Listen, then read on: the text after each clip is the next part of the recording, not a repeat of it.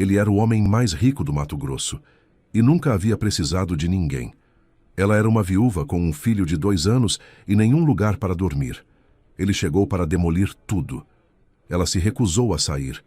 Ninguém na região apostaria 1 centavo nessa história.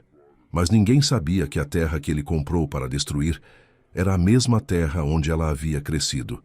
E que, às vezes, o destino usa uma máquina de demolição para construir o que precisa ser construído. Essa é a história de Renato e Marta, e ela vai te prender do começo ao fim. Se inscreva no canal e deixe seu like. E comenta aqui de onde você está assistindo. Seu comentário é muito importante para nós.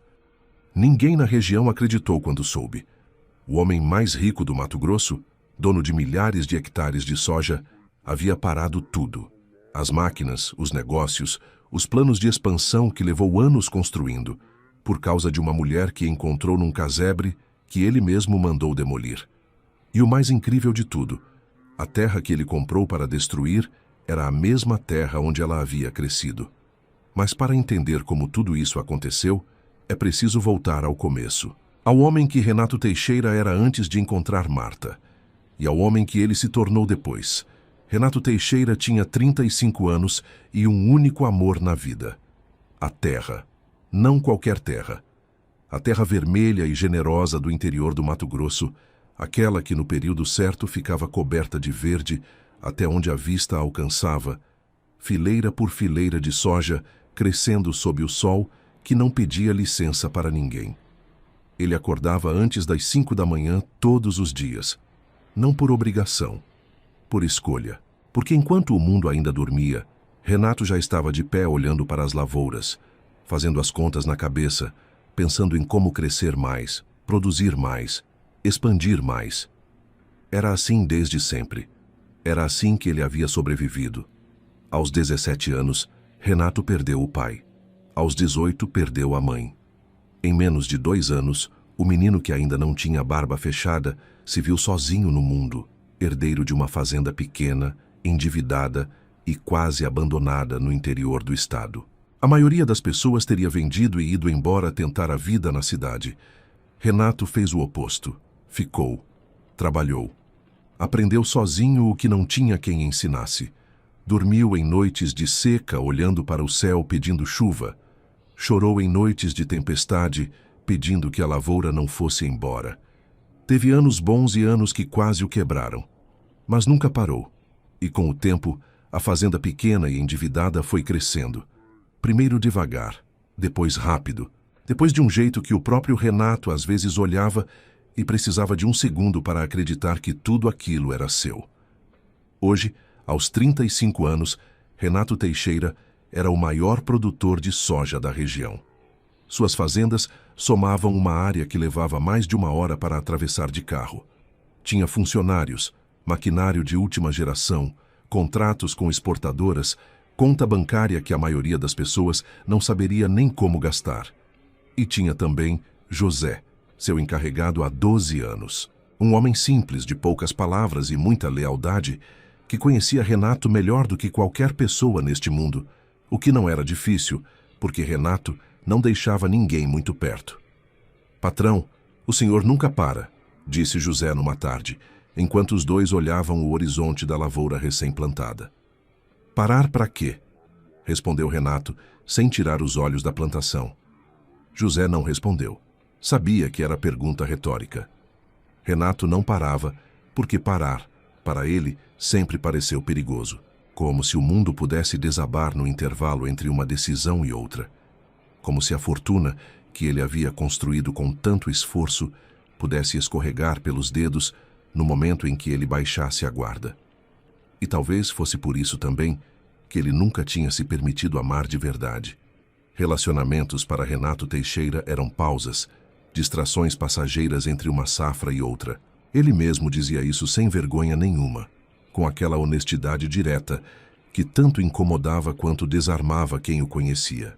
"Eu não tenho tempo para relacionamento sério", ele havia dito certa vez para Paula, sua secretária, quando ela tentou, de forma sutil, tocar no assunto. "Minha vida é a fazenda. Quem quiser entrar sabe o que encontra." Paula havia sorrido naquele dia, um sorriso que escondia muita coisa. Ela trabalhava ao lado de Renato havia 8 anos. Tinha chegado jovem, recém-formada, disposta a aprender. E com o tempo foi se tornando indispensável. Cuidava de toda a parte administrativa com competência e dedicação. Nos momentos difíceis, foi ela quem segurou a parte burocrática, enquanto Renato segurava a parte da terra.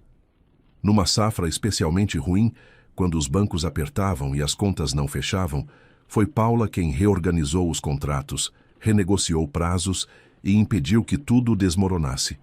Renato reconhecia isso, agradecia isso, mas nunca foi além disso, pelo menos não da forma que Paula esperava.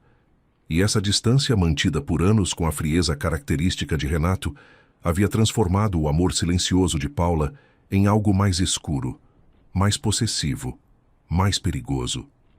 Naquela semana de abril, Renato fechou mais uma compra. Uma pequena fazenda a 40 quilômetros da sua propriedade principal. Terra boa, bem localizada, que há tempos ele queria incorporar à sua área de plantio. O antigo dono havia aceitado a proposta sem muita resistência. Precisava do dinheiro. E Renato pagava bem quando queria algo.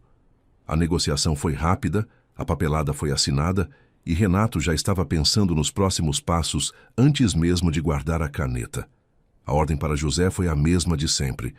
Vai lá com a turma, derruba o que tiver de estrutura, limpa o terreno e prepara para o plantio. Rápido. Entendido, patrão. José foi. Levou 4 homens, uma caminhonete e as ferramentas necessárias. Era um serviço que já haviam feito várias vezes. Chegar, avaliar, demolir, limpar. Simples. Direto. Sem complicação. Mas desta vez seria diferente. A propriedade ficava num trecho de estrada de terra que o GPS mal reconhecia. O caminho era longo, cheio de curvas, emoldurado pelo cerrado fechado dos 2 lados. José foi na frente, olhando pela janela, com a expressão calma de quem já fez aquele trabalho dezenas de vezes. Quando a caminhonete finalmente entrou na propriedade e percorreu o caminho interno de terra batida, ele foi vendo o que esperava ver. Mato crescido, uma estrutura antiga de curral abandonada, uma área que havia sido plantio em algum momento distante e agora estava tomada pelo capim. Então, no fundo da propriedade, quase escondido por uma figueira enorme que havia crescido torta ao lado, havia um casebre de madeira. José freou devagar. Da chaminé improvisada, saía uma linha fina de fumaça. Ele olhou para o homem ao seu lado. O homem olhou para ele. Os 2 desceram da caminhonete sem dizer nada. Conforme se aproximavam, os detalhes iam aparecendo. A madeira das paredes estava escurecida pelo tempo e pela umidade. O telhado de zinco tinha manchas de ferrugem. A janela pequena não tinha vidro, só uma madeira que servia de portinhola. No chão de terra batida da entrada, havia um par de sandálias femininas pequenas e um carrinho de plástico vermelho, desbotado pelo sol. José parou a alguns metros da porta e chamou. Oi? Tem alguém? Por um momento, silêncio. Depois, o som de passos rápidos dentro da casa. E a porta se abriu. A mulher que apareceu na entrada do casebre tinha 28 anos, cabelos escuros presos de qualquer jeito, um avental simples, e nos braços um menino pequeno de aproximadamente 2 anos, de olhos grandes e expressão séria, que olhou para os desconhecidos com a desconfiança honesta que só as crianças conseguem ter. José tirou o chapéu. Olhou para a criança. Sentiu o estômago virar. Isso ia complicar. José ficou parado por um segundo, chapéu na mão, olhando para aquela mulher e aquela criança como quem olha para um problema que não estava no roteiro do dia. Os outros homens ficaram atrás dele em silêncio, esperando. Boa tarde, disse José com o cuidado de quem escolhe as palavras antes de soltar. A senhora mora aqui? A mulher segurou o menino com mais firmeza e respondeu sem desviar o olhar. Moro. A senhora é da família do antigo dono? Não. Sou caseira, era caseira. Ela fez uma pausa curta. Meu nome é Marta. E esse é meu filho, Diego. José assentiu devagar. Olhou para os homens atrás de si, depois voltou os olhos para Marta. Ela estava magra. Não do jeito elegante que as revistas mostram, mas do jeito real, do jeito de quem come o suficiente nos dias bons e se vira nos outros. A roupa era simples e lavada, o que dizia muito sobre quem ela era. Mesmo sem ter quase nada, tinha cuidado. O casebre por dentro, no que José conseguia ver pela porta aberta, era pequeno demais para 2 pessoas. Um colchão no canto, uma mesa com 2 cadeiras, uma panela no fogão improvisado a lenha. Mas estava limpo, organizado dentro do possível. Diego olhou para José com os olhos castanhos bem abertos e de repente escondeu o rosto no pescoço da mãe. Marta passou a mão nas costas do filho sem tirar os olhos de José. Aconteceu alguma coisa? Ela perguntou. A voz era calma, mas José era experiente o suficiente para perceber a tensão por baixo. Aconteceu sim, senhora, disse ele. Essa fazenda foi vendida. Tem novo proprietário agora.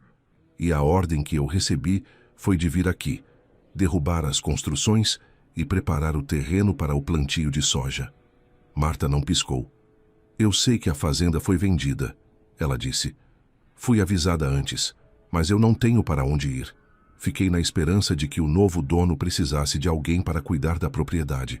Continuar como caseira. José suspirou fundo.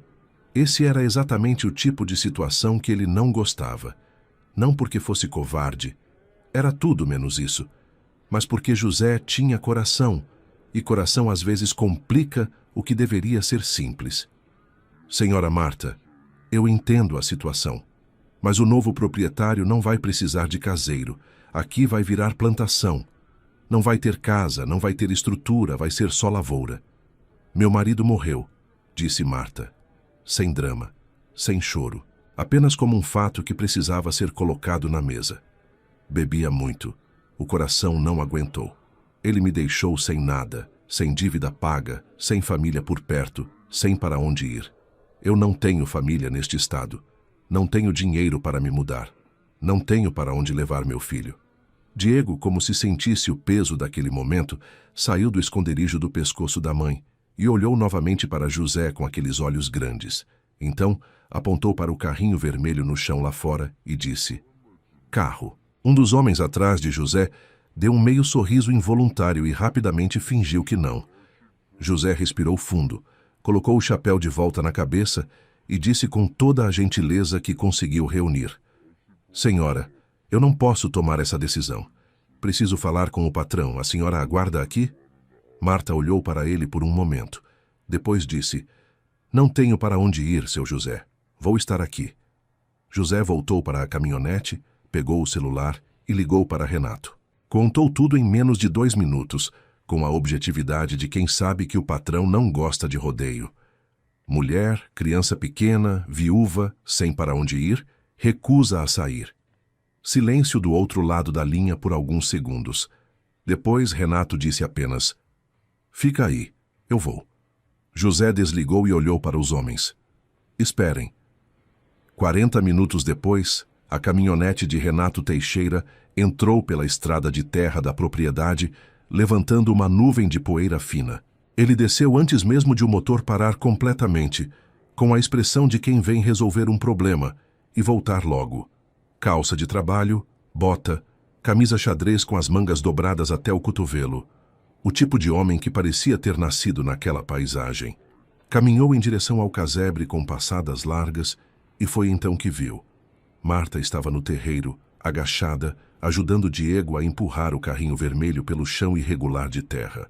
Ela falava baixinho com o menino, e o menino ria de um jeito que não combinava com aquele lugar precário ao redor. Um riso redondo, sem preocupação, puro. Renato diminuiu o passo sem perceber. Ficou olhando por 2, 3 segundos. Ela ainda não havia notado que ele estava lá. Havia algo naquela cena que ele não soube nomear na hora. Só soube que o incomodou de um jeito diferente. Não do jeito ruim. Do jeito que incomoda quando alguma coisa toca num lugar que você esqueceu que existia. Então Diego olhou para cima.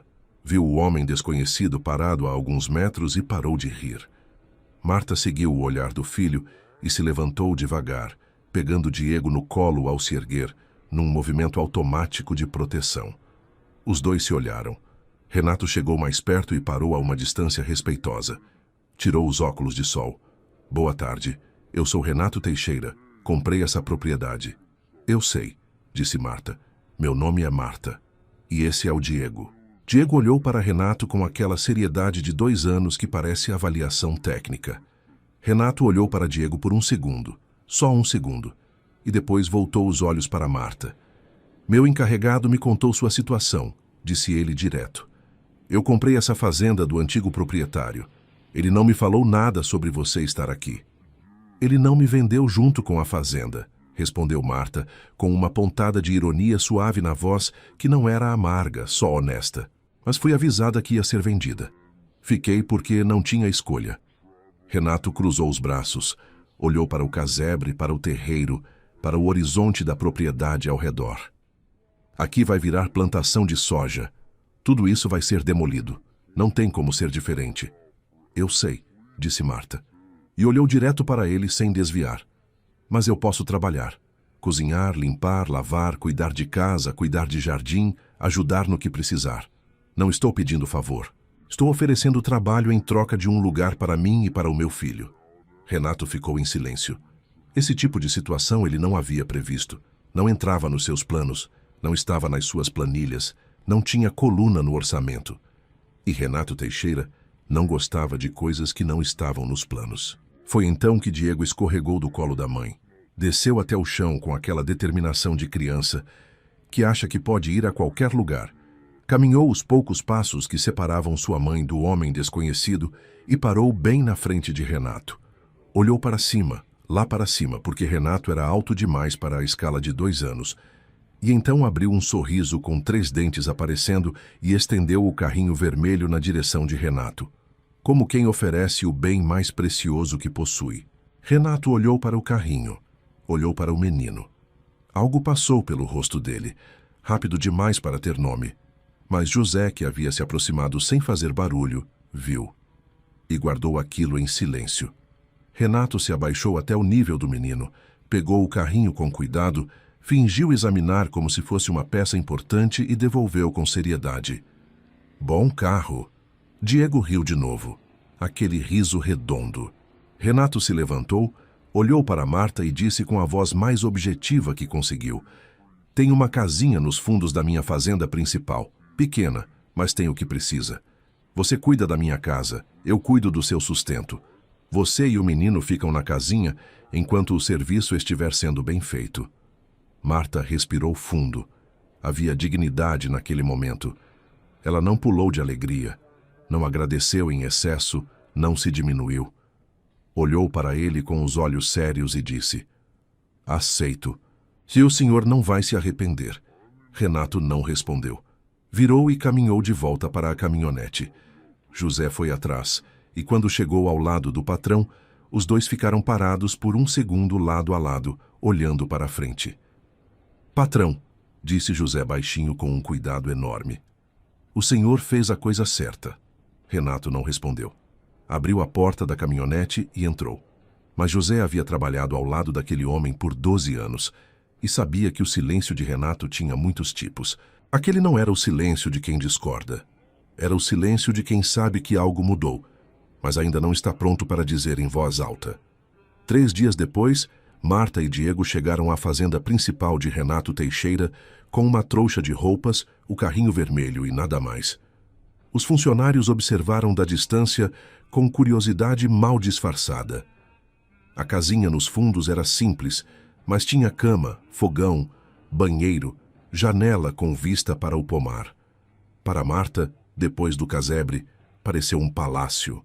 Ela colocou Diego para dormir naquela primeira noite, sentou na soleira da porta pequena, olhou para o céu estrelado do interior e respirou fundo. Não sabia o que a espera dali para frente, mas pela primeira vez em muito tempo, tinha um chão firme sob os pés. O que ela ainda não sabia era que aquela fazenda, aquela terra, carregava um segredo que em breve mudaria tudo entre ela e o homem que a havia trazido até ali. A rotina da fazenda de Renato Teixeira tinha um ritmo próprio, quase musical, que quem nasceu no interior conhece bem. O sol chegava antes do despertador. Os pássaros avisavam a hora antes do relógio. As máquinas começavam a trabalhar antes que o café esfriasse. Era uma vida de movimento constante, de decisões tomadas rápido, de dias que terminavam com o corpo cansado e a cabeça ainda girando. Marta entrou nessa rotina como quem aprende uma dança nova, observando primeiro, depois acompanhando o ritmo, depois encontrando seu próprio lugar dentro dela. Desde o primeiro dia, deixou claro que não havia chegado para ser tratada com pena. Acordava antes de todos, tinha o café pronto quando os primeiros funcionários passavam pela cozinha. Mantinha a casa principal de Renato com um capricho que ninguém havia pedido, mas todos notaram. Lavava, passava, organizava, cozinhava com o que tinha e fazia parecer que tinha mais. Os funcionários foram mudando de postura aos poucos. A curiosidade inicial foi dando lugar ao respeito. Dona Cecília, a cozinheira mais antiga da fazenda, foi a primeira a abrir um sorriso de verdade para Marta. Quando viu que a moça sabia fazer um arroz carreteiro do jeito certo, com a carne seca desfiada na hora, sem pressa. As duas passaram a dividir a cozinha com uma harmonia silenciosa, que não precisou de muitas palavras para se estabelecer. Diego era uma história à parte. O menino de 2 anos havia descoberto que a fazenda era, na sua escala, um universo inteiro. Havia galinhas para perseguir, cachorros dispostos a se deixar abraçar, peões que paravam o que estavam fazendo para fazer graça com ele, e um horizonte de terra vermelha e verde que se estendia além do que seus olhos conseguiam alcançar. Diego circulava pela fazenda com a autoridade alegre de quem não sabe que é pequeno, e as pessoas ao redor iam cedendo a esse encanto sem nem perceber. Renato percebeu o menino antes de perceber que havia percebido. Era uma tarde de quarta-feira, quando voltou mais cedo do campo por causa de uma reunião cancelada. Ao passar pela área lateral da casa, viu Diego parado no meio do caminho de pedregulho, de braços abertos, tentando equilibrar numa pedra plana com a concentração total de 2 anos, aplicada numa tarefa absolutamente séria. Renato parou. Ficou olhando por um momento. O menino caiu, levantou sem chorar, voltou para a pedra e tentou de novo. Havia algo naquilo, naquela teimosia pequena e determinada.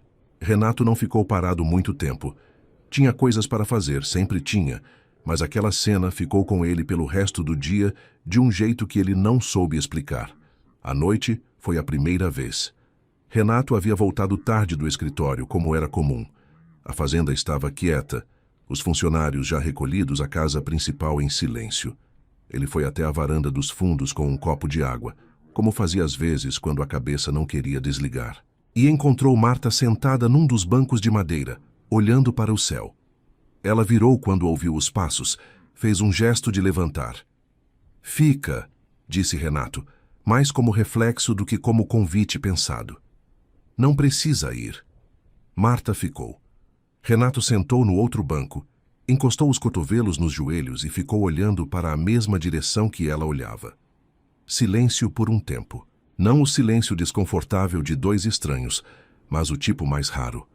O silêncio de 2 pessoas que estão bem no mesmo espaço, sem precisar preencher o ar com palavras. Foi Marta quem falou primeiro. "O Diego dormiu cedo hoje.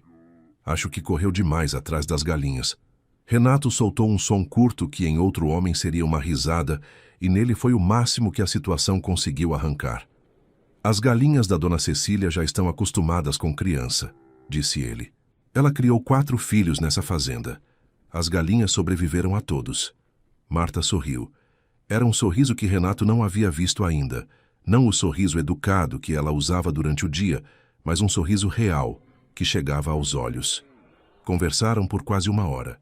Sobre a fazenda, sobre o cerrado, sobre as chuvas daquele ano que haviam chegado tarde e assustado todo mundo.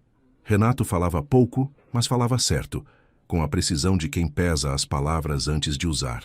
Marta ouvia com atenção genuína, sem aquela pressa de responder antes de terminar de ouvir, que irritava Renato em quase todas as conversas que tinha. Quando ela foi se despedir, Renato ficou na varanda um pouco mais. Olhou para o céu e percebeu com uma leve estranheza que a cabeça havia parado de girar. Na noite seguinte, os 2 foram para a varanda quase no mesmo horário, sem combinar. Na 5ª noite, Renato foi para a varanda e ela já estava lá. Nenhum dos 2 fingiu que foi por acaso. Nessa quinta noite foi que Renato falou dos pais pela primeira vez em anos. Não foi planejado, não foi um desabafo dramático, foi numa conversa sobre as estrelas. Marta havia apontado para uma constelação e dito que o pai dela havia ensinado o nome quando ela era criança. E então Renato disse, quase como se pensasse em voz alta: meu pai me ensinava a ler o tempo pela cor do céu. Dizia que fazendeiro que não sabe ler o céu não sabe nada. E o senhor aprendeu? Ela perguntou. Aprendi. Pausa. Ele morreu quando eu tinha 17 anos. Minha mãe 1 ano depois. Não tive muito tempo de aprender mais coisa. Marta não disse que era uma pena. Não disse que entendia. Ficou em silêncio por um momento e depois perguntou. E o senhor tocou a fazenda sozinho depois disso? Sozinho. Com 17 anos. Com 17 anos. Ela ficou olhando para ele com uma expressão que não era pena nem admiração. Era reconhecimento, de quem também conhece o peso de carregar coisa grande demais para a idade que tinha na época. A solidão ensina muita coisa, disse ela baixinho. Ensina, concordou Renato, e então, sem saber bem porquê, acrescentou. Às vezes eu acho que aprendi coisas demais com ela. Foi a coisa mais próxima de uma confissão que Renato Teixeira havia feito em anos. Ele mesmo ficou um pouco surpreso com as próprias palavras. Marta não explorou o assunto. Não empurrou. Deixou a frase pousar onde havia pousado e seguiu a conversa por outro caminho, com aquela delicadeza que ele foi aprendendo a reconhecer como característica dela. Foram 2 semanas de conversas na varanda quando aconteceu a noite do segredo. Era uma noite mais fresca do que o habitual para aquela época. Marta havia chegado com 2 xícaras de chá sem perguntar se Renato queria. Já sabia que queria. Eles ficaram sentados ouvindo o som dos grilos e do vento no eucalipto grande que havia do lado da casa, quando Marta ficou mais quieta que o normal. Renato percebeu. Alguma coisa errada? Ela demorou para responder. Girou a xícara nas mãos, olhou para o chão de madeira da varanda e então levantou os olhos para ele com uma expressão de quem tomou uma decisão. Preciso te contar uma coisa. Que ela havia parado de usar o tratamento formal naquela semana, naturalmente, sem que ninguém propusesse. Sobre a fazenda que o senhor comprou, onde eu morava. Renato esperou. Aquela terra pertenceu à minha família, disse Marta. Meu pai era o dono. Criou a gente lá, eu e meus irmãos. Quando eu tinha 16 anos, ele se endividou e precisou vender. Vendeu barato, rápido, sem muita escolha. A gente foi embora e eu nunca voltei. Ela fez uma pausa. Quando me casei, meu marido arranjou um serviço de caseiro lá. Eu aceitei sem contar para ele o que aquela terra era para mim. Só queria estar perto. Só queria ver de novo aquela figueira torta do lado do casebre, sabe? Aquela árvore que meu pai plantou quando eu nasci. Renato ficou muito quieto. A figueira, ele disse devagar. O senhor viu? Vi. Ele ficou olhando para ela. Mandei dizer para José deixar aquela árvore de pé. Não soube te dizer por que na hora. Marta abriu a boca levemente. Fechou. Seus olhos ficaram brilhando de um jeito que ela lutou para controlar. Renato ficou olhando para ela por um longo tempo, depois que ela baixou a cabeça. A terra que comprou para destruir era a mesma terra que ela cresceu amando. Ele havia chegado lá com máquinas e ordens de demolição, e ela havia ficado porque não conseguia ir embora de novo, mesmo sem ter nada. E agora ele não sabia mais o que fazer com nenhuma das duas, nem com a terra, nem com o que estava sentindo. Não disse nada naquela noite, mas antes de se levantar para entrar, ficou parado 1 segundo ao lado da cadeira dela e disse: a figueira não vai ser derrubada, pode deixar, era pouco. Era tudo que ele tinha para dizer naquele momento. Mas Marta entendeu. E quando ele entrou e a porta fechou, ela ficou na varanda mais um tempo, olhando para as estrelas, com aquelas lágrimas que havia segurado, escorregando por fim, silenciosas e aliviadas. Do outro lado da fazenda, na casa administrativa, Paula havia chegado naquela tarde para uma visita de trabalho e ficado até mais tarde que o previsto. Pela janela do escritório, havia visto a luz da varanda acesa por horas. Havia visto as 2 silhuetas sentadas lado a lado. Havia visto demais. Pegou o celular Ficou olhando para a tela por um longo momento e então digitou uma mensagem para um contato. Não era para Renato. Era para o despachante que cuidava dos registros de cartório da região. Precisava de uma informação sobre dívidas registradas em nome de um falecido, ligado à antiga propriedade adquirida por Renato Teixeira. Paula sorriu para a própria tela. Se havia uma coisa que 8 anos ao lado de Renato haviam ensinado, era que informação era poder. E ela ainda não havia usado todo o poder que tinha. Foi José quem percebeu primeiro. Não era difícil para quem conhecia Renato há 12 anos. O homem havia mudado em pequenas coisas que qualquer estranho não notaria, mas que José via com a clareza de quem convive de perto. Renato havia começado a voltar do campo um pouco mais cedo. Havia parado de jantar sozinho no escritório e passado a jantar na cozinha principal. Havia comprado, numa viagem rápida à cidade, um carrinho de controle remoto vermelho que apareceu na casinha dos fundos sem bilhete e sem explicação. E Diego havia enlouquecido de alegria enquanto Marta olhava para o presente com uma expressão que misturava ternura e confusão. José não disse nada, mas sorriu para si mesmo mais de uma vez naquelas semanas. O problema foi quando Renato percebeu que estava percebendo. Foi numa manhã de sábado. Renato estava na varanda da frente tomando café quando viu Marta atravessando o pátio com Diego no colo e uma cesta de roupas na outra mão, equilibrando os dois com aquela competência tranquila que era característica dela. O sol da manhã pegava de lado no rosto dela. Ela disse alguma coisa para Diego que fez o menino rir, e Renato ficou parado com a xícara no ar por uns 3 segundos sem tomar o gole. Colocou a xícara na mesa. Entrou na casa.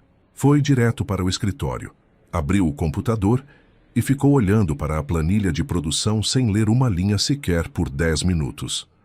Aquilo não estava nos planos. Nunca tinha estado nos planos de Renato Teixeira.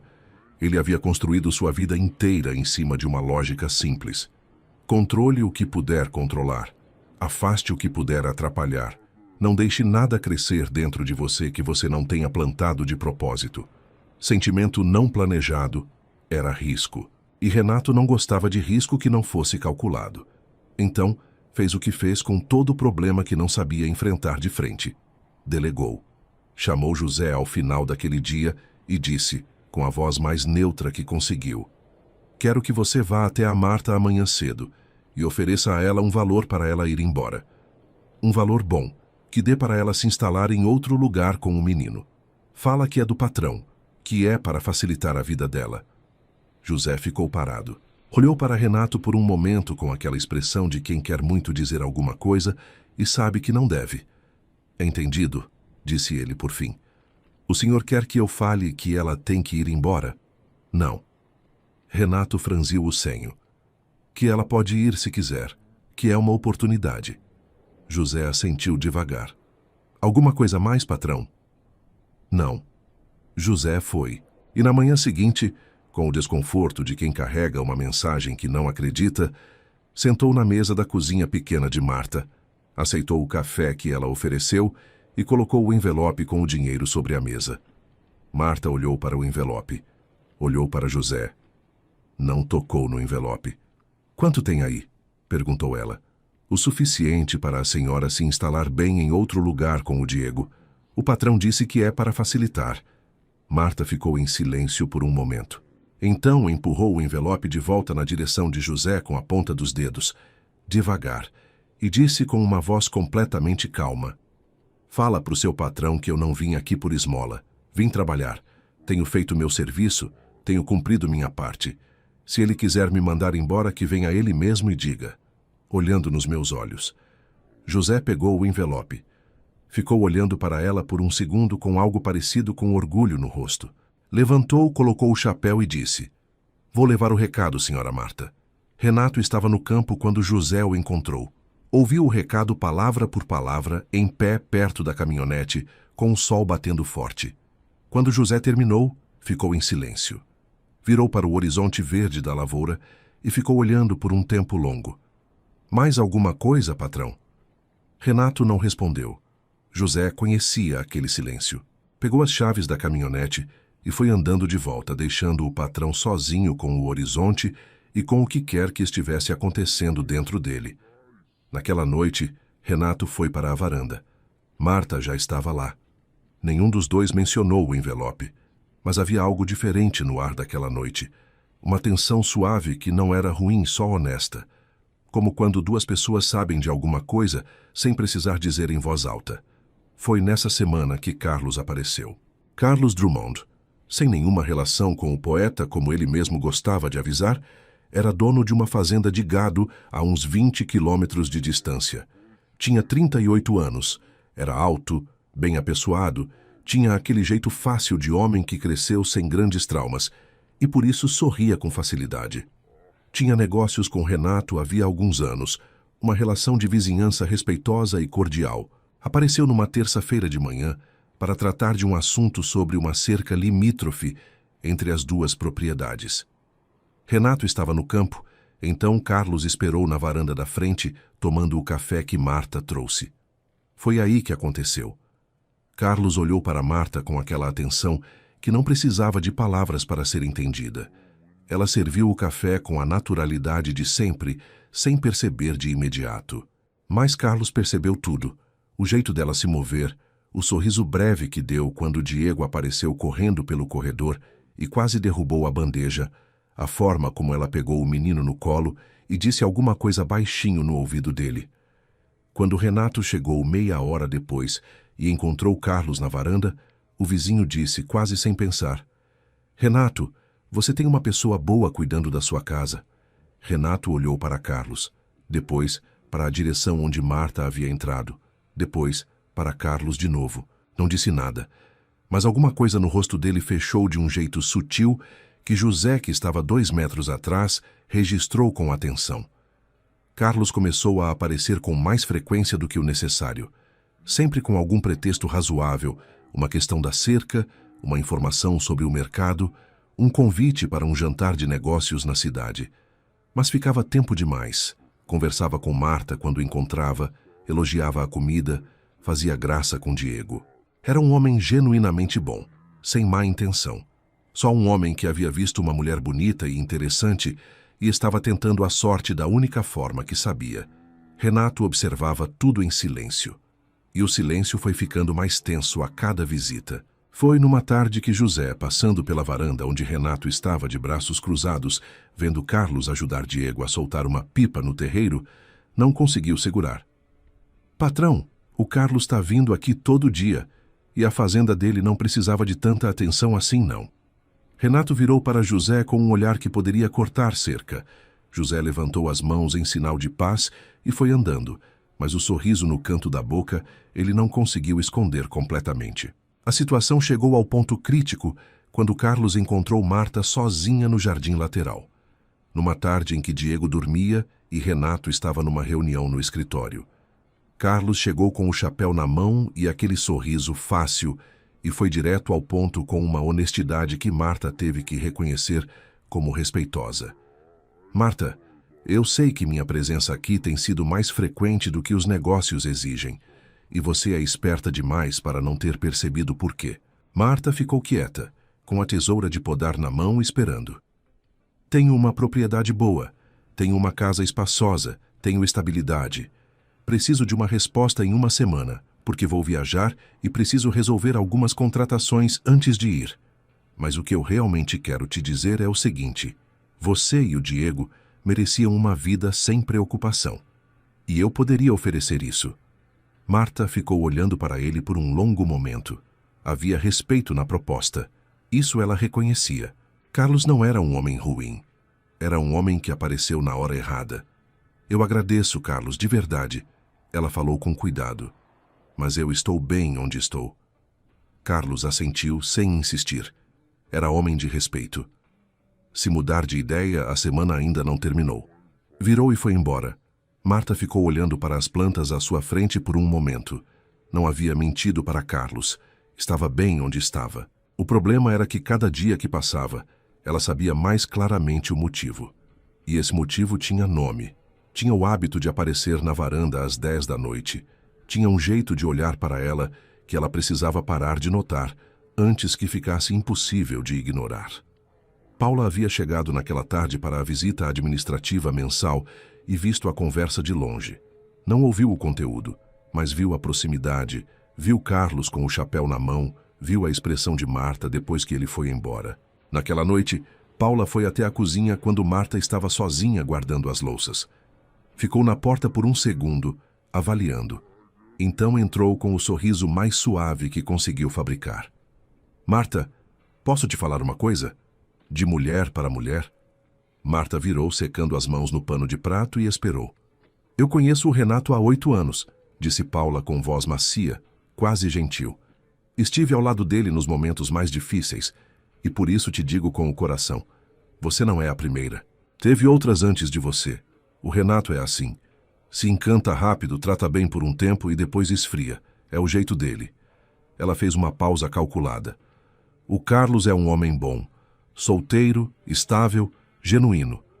Eu, na sua situação, com um filho para criar, pensaria bem antes de recusar uma oportunidade dessas por causa de uma distração que não vai durar. Marta ficou olhando para ela sem dizer nada.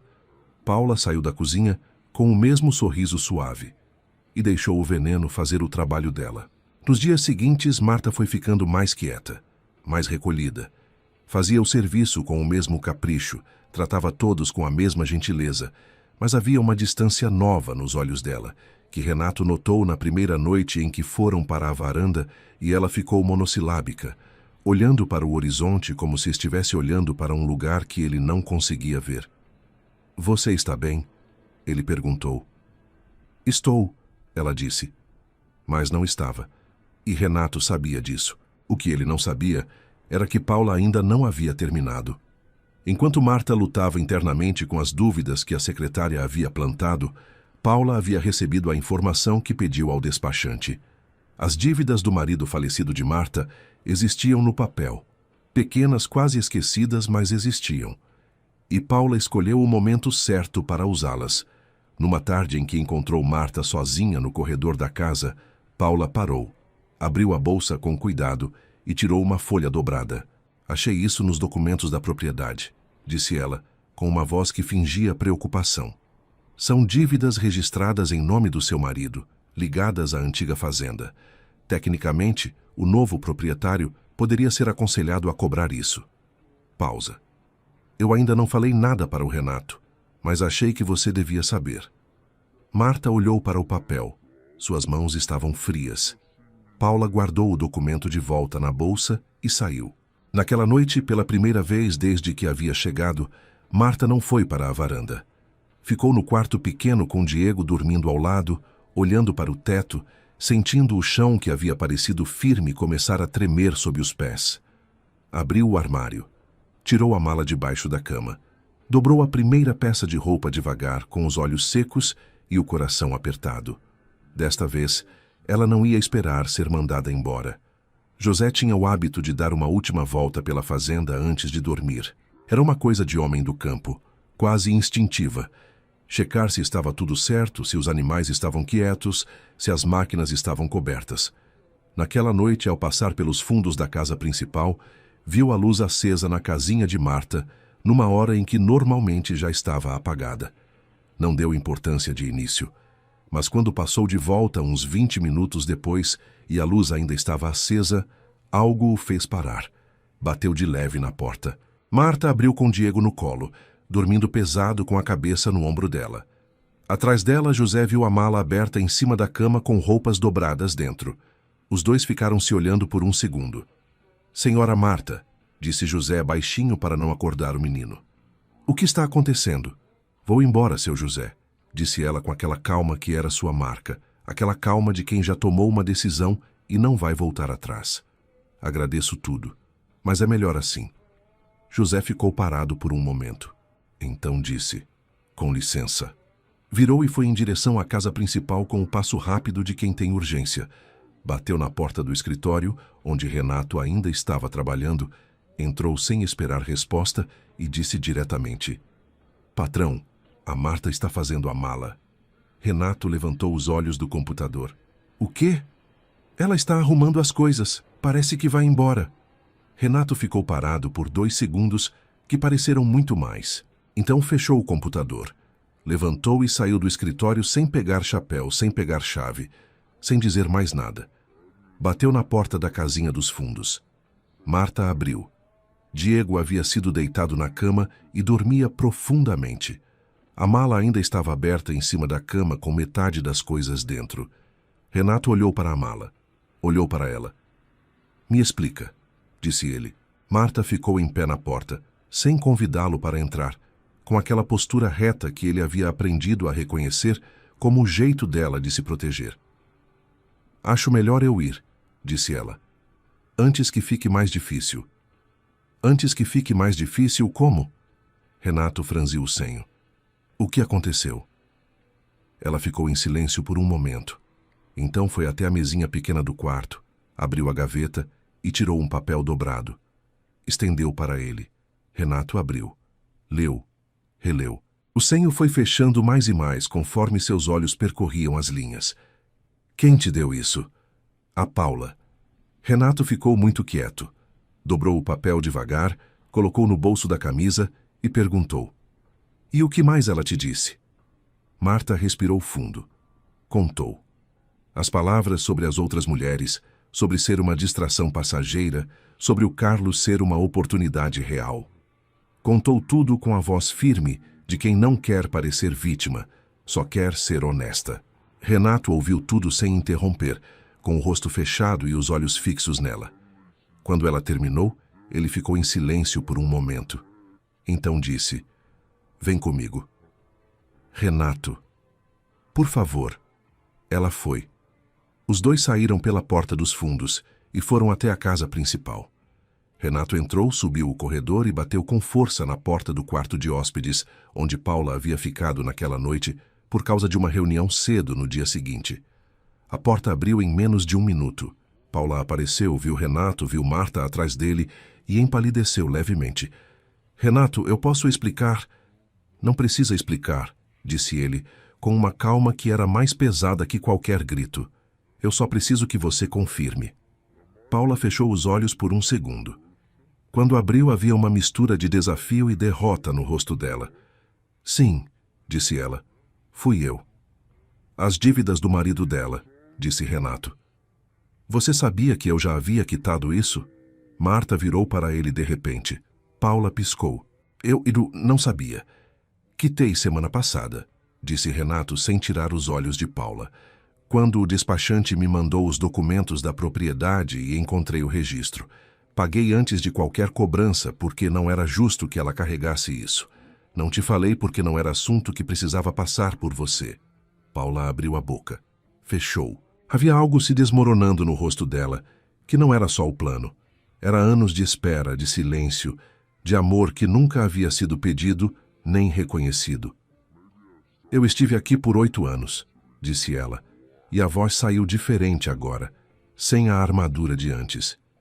Estive aqui quando você quase perdeu tudo. Quando os bancos fechavam a porta na sua cara, eu ficava até meia-noite reorganizando o contrato. Eu estava aqui, Renato. Sempre estive. Renato ficou olhando para ela por um momento longo. Quando respondeu, a voz estava firme, mas não era cruel. Eu sei disso, Paula, e nunca vou deixar de reconhecer. Mas você sabe, melhor do que ninguém, que eu nunca prometi nada além do que dei. Nunca. E o que você fez com ela não tem justificativa. Não importa o que você sentiu. Paula não respondeu. Havia lágrimas que ela estava segurando com toda a força que tinha. Pode descansar, disse Renato. Amanhã a gente resolve o profissional. Fechou a porta com cuidado. Os dois voltaram pelo corredor em silêncio. Quando chegaram à varanda dos fundos, o céu havia fechado completamente e os primeiros trovões rondavam o horizonte à distância. Era aquele tipo de tempestade que o Mato Grosso faz com competência, sem aviso gentil, sem chuvisco preparatório, direta ao ponto. As primeiras gotas grossas começaram a cair quando Renato parou na varanda e virou para Marta. Ela estava olhando para a chuva que chegava rápido, os braços cruzados, o cabelo começando a pegar a umidade do ar. Renato ficou ao lado dela, ombro a ombro, olhando para a mesma chuva. A dívida não existe mais, disse ele. e não existia antes de Paula te usar como ameaça. Marta não disse nada. Estava lutando com alguma coisa dentro dela que ele conseguia ver mesmo sem olhar diretamente para ela. Marta. Ela virou. Renato ficou olhando para ela com aquela expressão que ela havia visto algumas vezes nas noites de varanda e que nunca havia sabido nomear completamente, como se ele estivesse dizendo alguma coisa que a boca ainda não havia aprendido a traduzir. Eu pedi ao José para te oferecer dinheiro para ir embora, disse ele. Você sabe disso. Sei. E você recusou e mandou um recado que eu nunca esqueci. Ele fez uma pausa. Eu fiz aquilo porque estava com medo. Não de você, de mim. Do que eu estava sentindo sem ter pedido para sentir. A chuva caía forte agora, batendo no telhado da varanda com aquele som que preenche tudo. Marta o olhava sem piscar. Eu não sei fazer isso com jeito, disse Renato. Não aprendi. Fiz tudo na vida sozinho e fiz bem, mas isso aqui... Ele apontou para o espaço entre os dois com um gesto breve e honesto. Isso aqui eu não sei fazer. Só sei que quando pensei que você ia embora hoje, eu larguei tudo e vim. E que desde que você chegou nessa fazenda, as noites ficaram diferentes. E que quando o Diego me chamou de pai na frente de todo mundo, e eu fiquei sem saber o que fazer, não foi porque me assustou. Foi porque soou certo demais. Marta fechou os olhos por um segundo. Quando abriu, as lágrimas vieram com a mesma decisão com que a chuva havia chegado, sem pedir licença. Essa terra um dia foi da sua família, disse ele. Agora vai ser sua de novo, junto comigo, se você quiser. A chuva caía forte no telhado da varanda. Marta não disse nada por um longo tempo. O silêncio entre eles não era vazio, era cheio de tudo que havia crescido nas noites de varanda, nas conversas que iam até tarde, nos olhares que duravam um segundo a mais do que precisavam, no carrinho vermelho que apareceu sem bilhete, na figueira que ficou de pé sem explicação. Então, disse tudo com uma palavra só. Quero. A chuva não parou. O trovão roncou lá longe. E Renato Teixeira, o homem que havia construído um império sozinho e havia decidido que sozinho estava bom, colocou a mão no rosto dela com um cuidado que não combinava com o tamanho das mãos calejadas de fazendeiro. E ficou assim, parado, como quem segura algo que demorou muito para chegar e não quer deixar cair. Na manhã seguinte, Paula pediu demissão antes que Renato precisasse dizer nada. Deixou os documentos organizados em cima da mesa, como sempre havia feito, porque, independente de tudo, era quem ela era. Saiu sem drama.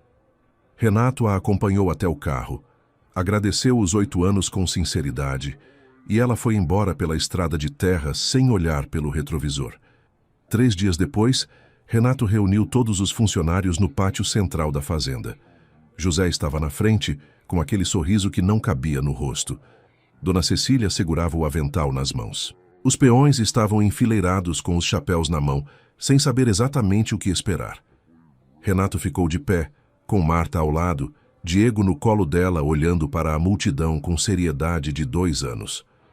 Quero que todo mundo aqui saiba, disse Renato, com aquela voz direta que não precisava de volume para preencher o espaço, que a Marta vai ser minha esposa. Quem tiver alguma coisa a dizer sobre isso, pode dizer agora ou guardar para sempre. Silêncio por um segundo. Então, José bateu palma. Uma palma só, forte. E o pátio inteiro foi junto. Carlos apareceu na semana seguinte para se despedir antes da viagem. Cumprimentou Renato com um aperto de mão firme, olhou para Marta com um sorriso genuíno e disse: "Você fez a escolha certa." Ela sorriu de volta. "Eu sei. O casamento aconteceu na fazenda, numa tarde de céu completamente aberto, com aquele azul profundo que o interior do Mato Grosso guarda para os dias que precisam ser lembrados. Não havia salão alugado, nem buffet da cidade. Havia mesas compridas no pátio, comida feita por Dona Cecília e pelas mulheres da propriedade. Músicos contratados da cidade mais próxima, vizinhos que percorreram estradas de terra para estar presentes. A comunidade inteira que havia fofocado, duvidado e apostado contra estava ali. Porque é assim que o interior funciona. A mesma gente que fala mal não perde o casamento. Marta entrou no pátio com um vestido simples e branco que Renato havia mandado buscar na cidade sem perguntar o tamanho. José havia tomado a medida discretamente com a ajuda de Dona Cecília e que cabia perfeitamente, porque algumas coisas acontecem certas quando chegam no tempo certo. Diego entrou junto com ela, de camisa branca passada com capricho, segurando a mão da mãe com uma seriedade de cerimônia que arrancou risos e lágrimas ao mesmo tempo de quem estava assistindo. Quando chegou na frente de Renato, o menino soltou a mão da mãe, deu 2 passos para o lado e ficou parado ao lado de Renato, como se soubesse exatamente onde era o seu lugar. Renato olhou para baixo, Diego olhou para cima. Renato abaixou a mão e Diego a segurou. Dona Cecília precisou se virar para enxugar o olho sem ninguém ver. Não conseguiu. No dia seguinte ao casamento, numa manhã quieta de sol entrando pela janela da cozinha, Renato colocou um documento em cima da mesa enquanto Marta servia o café. Ela olhou para o papel sem entender de imediato. Leu o cabeçalho. Parou. Era o início do processo de registro para alterar o sobrenome no documento de Diego, Diego Teixeira. Marta ficou com os olhos na folha por um momento longo. Então levantou os olhos para Renato, que estava de pé do outro lado da mesa com uma xícara na mão, esperando. Ela não disse nada. Cruzou a cozinha, parou na frente dele e encostou a testa no peito dele em silêncio. Renato colocou o braço ao redor dela e ficou assim. Diego, que havia chegado correndo pela porta dos fundos com o carrinho vermelho de controle remoto na mão e os joelhos sujos de terra, parou no meio da cozinha, olhou para os 2 adultos abraçados e achou que já tinha visto aquela cena antes, em todas as manhãs boas que existiam no mundo. Largou o carrinho no chão, foi até os 2 e abraçou as pernas dos 2 ao mesmo tempo, um braço em cada, com toda a força de 2 anos aplicada numa única coisa. Renato olhou para baixo, sorriu. O tipo de sorriso que José havia esperado 12 anos para ver no rosto do patrão. O homem que havia transformado terra em ouro com as próprias mãos, finalmente entendeu que a coisa mais valiosa que pisou na sua terra não era grão nenhum. Era uma mulher com uma mala vazia, um filho de 2 anos e orgulho demais para pedir ajuda. E foi exatamente isso que o conquistou, sem pedir, sem planejar, sem aviso nenhum. Como toda grande história de amor, essa também começou com alguém chegando na hora errada e ficando para sempre.